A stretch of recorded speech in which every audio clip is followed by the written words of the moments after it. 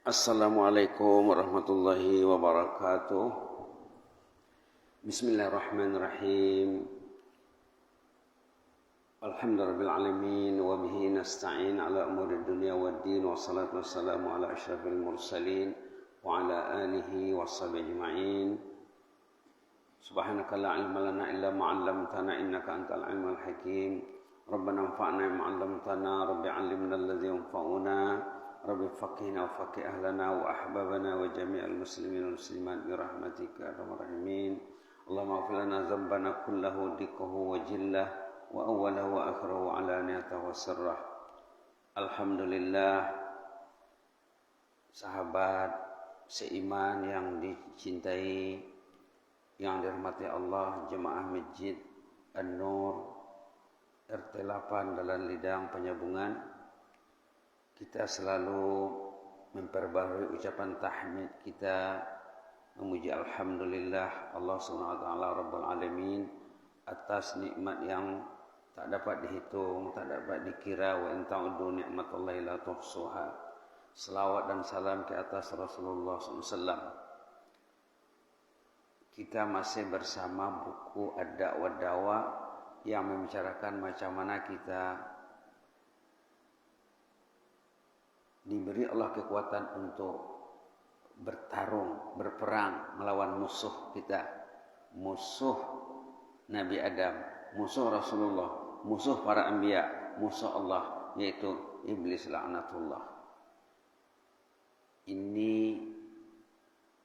tak silap pertemuan yang ke-16 tentang as-suhbah as-salihah, persahabatan yang saleh. Orang sukses selalunya ada sahabat baik di sampingnya. Istri yang salehah, suami yang saleh, ayah ibu yang saleh-salehah. Biasanya begitu. Kemarin kita bersama kisah Umar bin Khattab sebagai Amirul Mukminin Khalifah. Macam mana dia menjinaki hati orang yang liar. Orang sudah hanyut diperkuda oleh iblis. Tapi berhasil Umar bin Khattab radhiyallahu anhu menjinaki hatinya melalui ayat Quran surah Ghafir ayat 1, 2 dan 3 sebagai ayat penerang hati. Ayat yang menjinaki hati yang liar insyaallah. Kemudian macam mana orang tu membaca Quran tu. Walaupun dia mabuk, tapi waktu dia baca Quran dia tak mabuk ya. Tapi masuk di hatinya kalamullah itu. Kemudian macam mana pula Umar mengatakan kepada sahabatnya, kita doakan dia. Mendoakan orang yang bermasalah, itu salah satu solusi. Di samping memberinya bimbingan, didoakan. Kemarin kita sudah cadangkan satu doa yang diajar oleh Rasul kepada sahabatnya. Waktu sahabat bertanya kepada Rasulullah, kaifa nastaghfiru ya Rasulullah? Macam mana sebaiknya kalau kita beristighfar? Kata Rasulullah, qulu, bacalah Allahumma ighfir lana warhamna wa tub 'alaina innaka antat tawwabur rahim. Biasanya orang kita kalau beristighfar yang cepat, yang terlintas dalam pikirannya astagfirullahaladzim. Tapi jauh beda ya. Jauh beda antara Allahumma ighfir lana warhamna wa tub 'alaina innaka antat tawwabur rahim. Kalau astagfirullahaladzim itu untuk diri sendiri. Astagfirullah, aku meminta ampun kepadamu ya Allah. Aku saja. Kalau Allah maghfir lana, itu menyeluruh untuk kita semuanya. Allah maghfir lana warhamna wa tub 'alaina innaka antat tawwabur rahim. Tetapi dalam cerita Umar bin Khattab tidak disebutkan apa teks doa istighfar dan doa keampunan yang dibaca oleh sahabatnya. Tapi yang ditanya sahabat kepada Rasulullah, itulah jawabannya Nabi. Waktu sahabat bertanya, kaifa nastaghfiru ya Rasulullah? Macam mana kita ini beristighfar? Kami ini kalau ingin beristighfar, kata sahabat. Jelas Nabi, qulu, sebutlah, bacalah Allahumma ighfir lana warhamna wa tub 'alaina innaka antat tawwabur rahim. Tapi dalam Quran banyak sekali ya. Dalam Quran banyak sekali. Rabbana zalamna anfusana wa illam taghfir lana wa tarhamna lanakunanna minal khasirin. Itu istighfar Nabi Adam dan Siti Hawa yang diajar Allah. Allah mengajarnya beristighfar. Fatalaqa Adamu min rabbi kalimatin fataba alaih innahu at-tawwabur rahim. Teks istighfar yang diajar Allah kepada Nabi Adam setelah Nabi Adam silap melanggar larangan Allah, termakan buah yang dilarang dalam jannah lalu terusir dari jannah. Nah, inilah doa yang diajar oleh Allah kepada Nabi Adam dan Siti Hawa yang disebut dalam awal Baqarah, fatalaqa Adamu min rabbihi kalimatin fataba alaih. Allah mengajar Nabi Adam bertalaqi. Allah mengajar Nabi Adam doa tersebut ayat 37 ya, surah Al-Baqarah, fatalaqa Adamu min rabbihi kalimatin fataba alaih innahu at-tawwabur rahim. Ayat 37 ini ditafsirkan dalam suratul A'raf, jauh ya. Teksnya disebut dalam surah Al-A'raf, ceritanya dalam surat Al-Baqarah. Tapi penjabarannya, uraiannya terdapat dalam surah Al-A'raf ayat 23. Ayat 23. Doa yang selalu kita baca, Rabbana zalamna anfusana wa illam taghfir lana wa tarhamna lanakunanna minal khasirin. Ini bisa kita aplikasikan kalau kita ingin mendoakan orang lain yang bermasalah. Di samping kita baca Allah maghfir lana warhamna, kita niatkan untuk diri kita dan untuk orang yang ditarget ya, untuk orang yang dituju. Bisa juga kita baca Rabbana zalamna anfusana wa illam taghfir lana wa tarhamna lanakunanna minal khasirin. Ataupun yang lebih simpel lagi, yang selalu kita baca ayat di penghujung surah Al-Baqarah, ghufranaka rabbana wa ilaikal masir, sami'na wa ata'na ghufranaka rabbana wa ilaikal masir, sami'na wa ata'na ghufranaka rabbana wa ilaikal masir. Nah, ini juga bisa ayat 285 ya, 285 surat Al-Baqarah yang diawali dengan amanar rasulu bima unzila ilaihi min rabbihi wal mu'minun. Dua ayat terakhir surat Al-Baqarah. Sepatutnya dua ayat terakhir surat Al-Baqarah ini menjadi amalan kita. Dan istighfar di ujung ayat 285, 286 baik cantik sekali ya. Kalau di ayat 285 Sami'na wa ata'na wa ghufranaka rabbana wa ilaikal masir. Kalau di penghujung ayat 286 wa'fu anna wa'ghfir lana warhamna anta maulana. Di sini ada minta kemaafan, ada minta maghfirah keampunan, ada minta rahmat, dan ada pengakuan yang Allah itu maulana, anta maulana. Wa'fu anna waghfir lana warhamna anta maulana. Itulah dia. Jadi dalam kisah Umar tadi, kisah Umar bin Khattab radhiyallahu anhu, hanya disebutkan di sana kita doakan dia katanya. Jadi mungkin sahabat pun masing-masing berdoa dengan cara sendiri ya. Mungkin berdoa dengan cara sendiri. Jadi kalau tertanya di hati kita macam mana mendoakan orang yang bermasalah, itulah jadi jalan keluarnya. Yang pernah juga diterapkan dulu di Brunei Darussalam, ketika ada jemaah yang mengadu, yang mengeluh tentang ada staf, ada pegawainya di kantor yang bermasalah, lalu kami doakan dengan bacaan Allah maghfir lana warhamna wa tub alaina innaka antat tawwabur rahim. Di awal doa itu disebut nama orang itu. Namanya karena disebut, seharusnya disebut lebih lengkap lagi. Karena kalau kita menyebut nama orang yang kita doakan, malaikat mengaminkan doa kita, mengatakan amin walaka bimisl. Amin Pak katanya.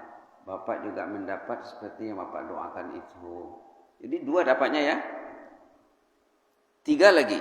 Pertama, orang yang ditarget, yang dituju, yang kita doakan, doanya diaminkan malaikat. Yang kedua, kita dapat amin malaikat juga. Demikian indahnya Islam ya. Demikian indahnya Islam. Subhanallah. Maka Umar bin Khattab kemarin juga sudah disebut dalam kata-kata mutiara beliau, katanya kalau ada anak kambing yang mati terlantar di tebing Sungai Furat di Irak, saya nanti bimbang, Allah akan menanya saya nanti dari kemudian, kenapa kambing itu sampai mati terlantar di sana? Kenapa tidak diurus oleh khalifah? Nah, apalagi manusia yang sesat ya, kambing sesat saja. Kalau ada kambing yang sesat, kambing terlantar di tebing Sungai Furat, saya bimbang nanti saya ditanya Allah, katanya. Apalagi manusia yang sesat, saudara kita, tetangga kita, komunitas kita. Hebatnya Umar bin Khattab ya, kepeduliannya, keprihatinannya yang sangat tinggi. Begitulah seharusnya. Kalau terkait dengan sholat berjamaah, ada juga kata-kata Umar, kalau kamu sholat, katanya, tengoklah kiri kanan kawanmu, ahli keluargamu. Kalau ada yang tak datang, nanti pergi tengok ke rumahnya, katanya. Tanya dia, kenapa tak datang? Kalau dia sakit, bantu mencari obatnya. Kalau ada beban yang menghimpitnya, yang menyusahkannya, bantu dia meringankan bebannya. Kalau dia tak ada masalah, dia tak datang, bimbinglah dia, celalah sikapnya itu. Kata Umar bin Khattab. Kalau Nabi Muhammad sendiri menanya orang yang tak datang sesudah sholat. Sesudah sholat subuh, Nabi bangkit berdiri menanya, asyahidun fulan, si fulan ada tadi tidak? Tak ada, kata sahabat. Asyahidun fulan, si fulan hadir tadi? Tidak hadir, kata sahabat. Lalu Nabi mengatakan dalam pesan yang abadi, baginda, salat yang paling berat dilakukan oleh orang munafik, salat berjamaah Isya dan subuh. Subhanallah. Allahumma tahhir qulubana minan nifaq. Anak beliau sendiri, Abdullah bin Umar, ada juga kata-kata bernas, kata-kata hikmah tentang salat Isya dan salat subuh. Apa katanya? Kalau kita, atau kalau kami lah katanya, di zaman sahabat dulu, kalau kami kehilangan orang sembahyang Isya dan subuh, Isya tak ada dia, subuh juga tak ada. Zaman dulu, kata Abdullah bin Umar, status orang itu jatuh dalam pandangan kami, katanya. Orang yang tak datang salat Isya dan subuh berjamaah, jatuh statusnya dalam pandangan para sahabat Nabi, kata Abdullah bin Umar bin Al-Khattab radhiyallahu anhuma. Subhanallah. Demikianlah ya, kalau kita selalu bersama orang-orang yang saleh, orang yang saleh akan mendoakan kita dalam doanya. Maka kemarin juga sudah kita sebut doa sahabat Nabi agar selalu dekat dengan orang yang saleh, sudah disebut dalam 3 hari yang lalu. Allahumma yassirli jalisan salihah, Allahumma yassirli jalisan salihah, Allahumma yassirli jalisan salihah. Ya Allah, mudahkanlah bagiku untuk menghampiri teman sahabat yang saleh. Dalam hadis yang terkait dengan 7 golongan yang bernaung di bawah naungan Allah, sab'atun yadhilluhum Allahu yauma la dhilla illa dhilluh, 7 kelompok manusia nanti akan diselamatkan di hari kemudian, diurus urusannya, bukan dia yang mengurus dirinya, malaikat yang mengurus dirinya. 7 kelompok, satu di antara yang 7 itu orang yang saling bersahabat karena Allah, berpisah dan bertemu karena Allah.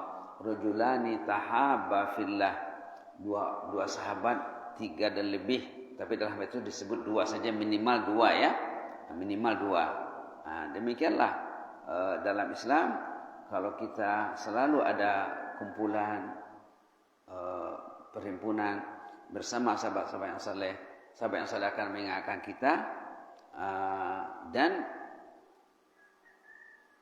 dengan demikian iblis tidak berleluasa lagi. Iblis tidak berleluasa. Pernah juga disebutkan seorang sahabat pagi hari pergi ke rumah temannya, kehilangan dia. Seorang sahabat kehilangan temannya, lalu pergi ke rumah temannya pagi hari. Sampai di rumah sahabat yang saleh tadi, didapatinya, dijumpainya tuan rumah sedang menangis. Pagi-pagi kawannya datang menjenguknya ke rumahnya, menziarahinya. Tuan rumah menangis.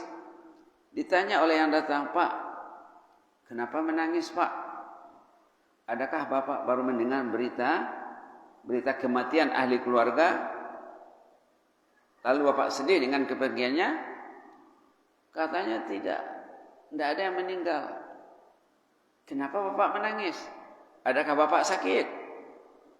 Orang lain tak tahu gejala-gejala penyakit yang Bapak alami. Saya sehat kok dan tak ada yang meninggal. Kenapa Bapak menangis? Apa dia bilang? Tadi malam saya tidak tahajud. Allah marah sama saya. Saya terdinding, saya terhijab, saya tersingkir dari rahmat Allah. Tentu karena ada dosa saya, katanya. Jadi saya sekarang menangisi dosa saya yang menghalangi saya tahajud. Mudah-mudahan besok tidak terhalang lagi. Menangis karena tidak tahajud. Ada juga sahabat Nabi yang menangis karena tak baca Quran. Ada juga ceritanya. Kenapa menangis? Oh, tadi malam saya tak baca Quran. Saya tersingkir dari rahmat Allah. Saya terdinding, saya terhijab. Mudah-mudahan cerita Umar bin Khattab, kata-kata beliau, kata-kata anaknya, putranya Abdullah bin Umar bin Khattab radhiyallahu anhu, dan kisah-kisah yang selalu kita sebutkan di samping doa orang saleh, Allahumma yassir li jalisan salihah, mudah-mudahan dapat memberi masukan serba sedikit untuk kita sebagai renungan pagi ini di Masjid An-Nur RT 8 Dalam Lidang, dan diikuti oleh sahabat-sahabat kita juga di Malaysia, di Brunei dan lain-lain. Mudah-mudahan kita dihimpunkan di bawah naungan Allah. Amin ya rabbal alamin. Jazakumullahu khairan. Inni uhibbukum fillah wa astaudiukumullah. Wassalamualaikum warahmatullahi wabarakatuh.